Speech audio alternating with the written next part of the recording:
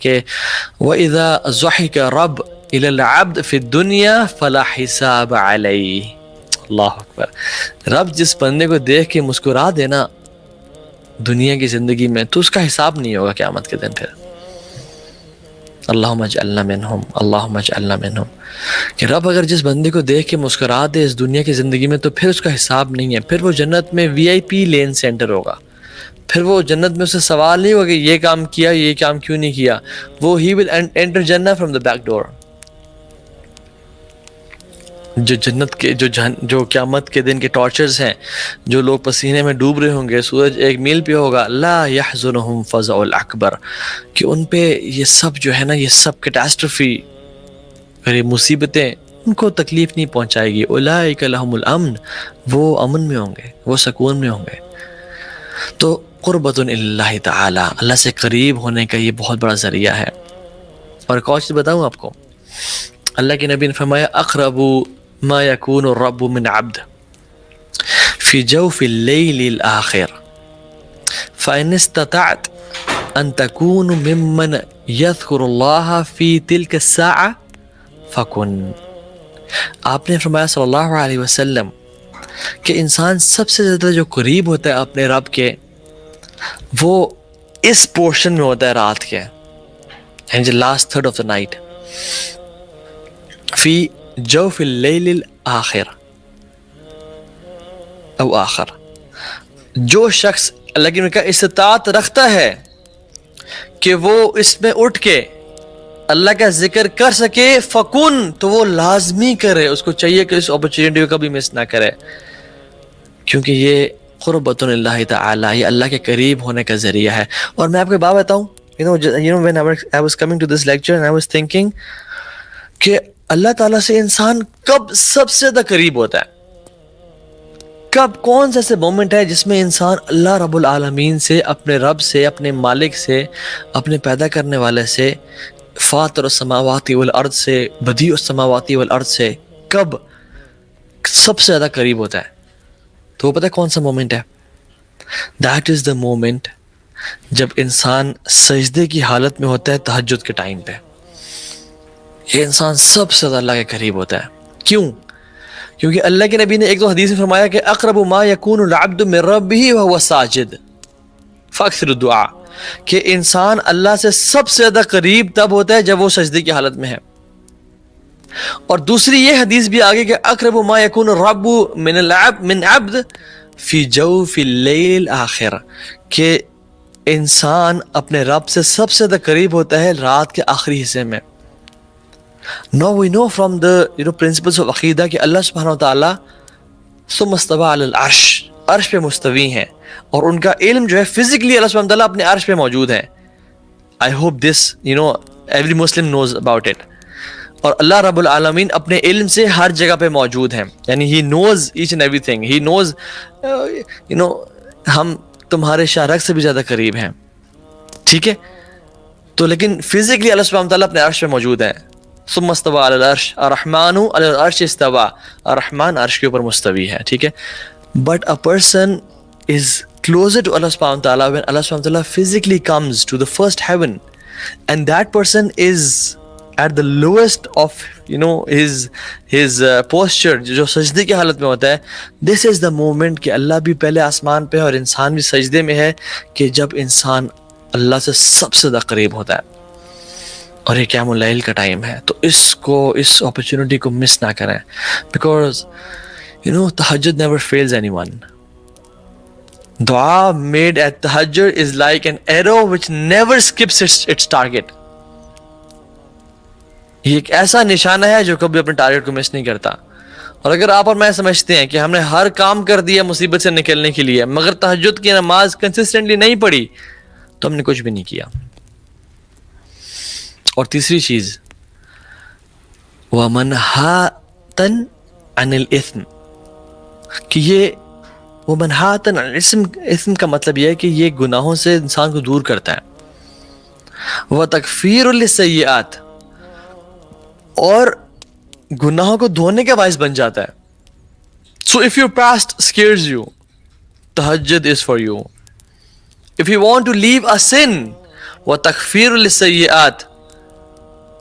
If you are attracted towards, women, if you are addicted to drug, یا porn addiction ہے, یا کوئی particular sin ہے, یا کوئی secret sin ہے جس میں آپ involved ہیں, چاہے outward ہے یا inward ہے یا public ہے یا secret ہے, this tahajjud prayer is for you. وَمَنْهَاتٌ عَنِ الْإِثْمِ وَتَكْفِيرٌ لِلسَّيِّئَاتِ, کہ یہ گناہوں سے انسان کو دور کرتا ہے اور یہ خطا کاروں کو, جو لوگوں نے اپنے نفسوں پہ ظلم کر دیا, ان کے گناہوں کو دھو ڈالتا ہے. So it is your go to area, this is your go to prayer جس میں ہمیں جانا چاہیے. اللہ کے نبی صلی اللہ علیہ وسلم کے پاس ایک دفعہ جبریل امین آئے اور کہا, اللہ کے نبی نے کہا کہ آتانی جبریل علیہ السلام, یعنی اللہ کے نبی صلی اللہ علیہ وسلم ان کو کہہ رہے ہیں علیہ السلام, آتانی جبریل علیہ السلام, فقال یا محمد عیش ما شئت فإنک میت. اے محمد آپ رہیں جب تک زندہ رہنا چاہتے ہیں, لیکن ایک دن آپ کو رب سے ملنا ہے, ایک دن آپ وفات پا جائیں گے. وحبب من شئت فإنک مفارقہ, جس سے آپ مرضی محبت کرنا چاہتے ہیں آپ کریں, لیکن ایک دن جدائی کا وقت آ جائے گا. اور مفارقت یعنی your meetings, your love will be followed by a departure. وَعْمَلْ مَا شِئْتَ فَإِنَّكَ مَجْزِيٌ بِهِ, جو کام آپ نے کرنا ہے کریں, اس کا بدلہ ملے گا. ثم قال یا محمد, اور پھر کہا ہے محمد صلی اللہ علیہ وسلم, شرف المؤمن قیام باللیل. ایک بات یاد رکھیں کہ جو مومن کا شرف ہے اور آنر ہے اور ڈگنیٹی ہے, وہ کس چیز میں ہے؟ قیام اللیل میں. وعزہ الاستغناء من الناس, استغناء عن الناس, اور اس کی جو عزت ہے, جو اس کی تکریم ہے, وہ لوگوں سے غنی ہونے میں ہے, یعنی لوگوں پہ ڈیپینڈنٹ نہ ہونے میں ہے. سبحان اللہ, رسول اللہ صلی اللہ علیہ وسلم کو جبریل علیہ السلام بڑے ایک برادرلی طریقے میں, ایک بیسٹ فرینڈ کے طرح سے ان کے پاس آ کے, اور no doubt Jibril was one of the best friends of رسول اللہ صلی اللہ علیہ وسلم, ٹھیک ہے, آگے ڈفرینٹ باتوں کی بتاتے ہیں ان کو, اور کہتے ہیں کہ لیکن جان لیں کہ جو مومن کا شرف ہے نا, اور عزت ہے اور آنر ہے, وہ قیام اللیل میں ہے. اور لوگوں کی جو رسپیکٹ ہے وہ لوگوں سے غنی ہو جانے میں ہے. سو بات کیا ہے کہ جو لائف کا کرکس ہے وہ یہ ہے کہ ہر انسان چاہتا ہے کہ اس کو عزت ملے, اس کو آنریبل ہو, وہ سکسیسفل ہو, اور ہر انسان چاہتا ہے کہ لوگ اس کی عزت کریں. تو کیا کریں؟ قیام اللیل کی نماز پڑھیں اور لوگوں پہ ڈیپینڈنٹ نہ رہیں. And this is an honor Allah will publicize even if you don't want it.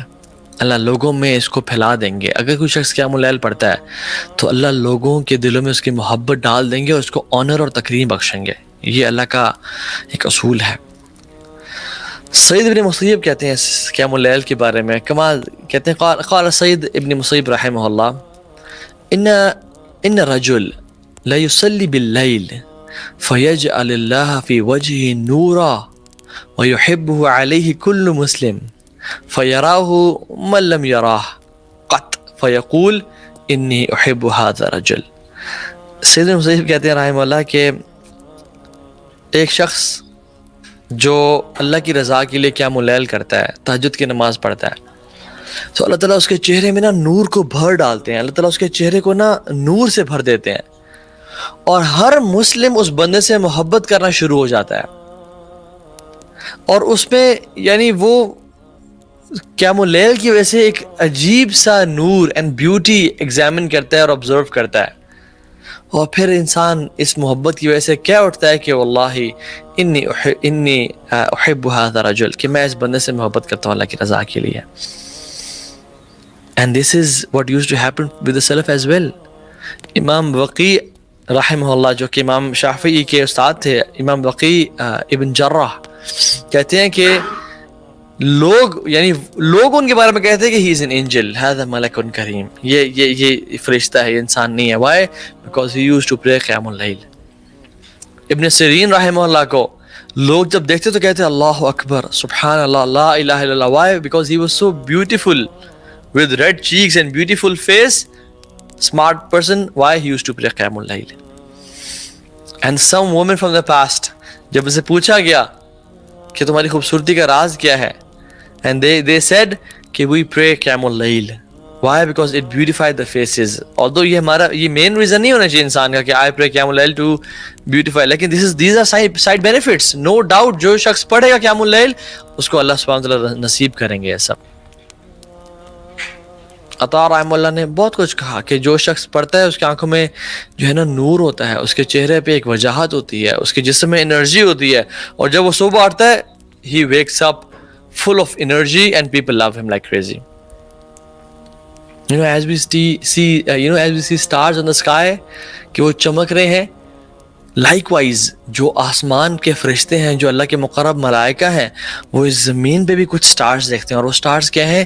جن گھروں میں قیام اللیل کی نماز پڑھی جاتی ہے اور تہجد کی نماز پڑھی جاتی ہے اور اس میں قرآن کی تلاوت کی جا رہی ہوتی ہے. حضرت عائشہ کہتی ہیں کہ کان نبی صلی اللہ علیہ وسلم یقوم من اللیل حتی تتفرت قدماہ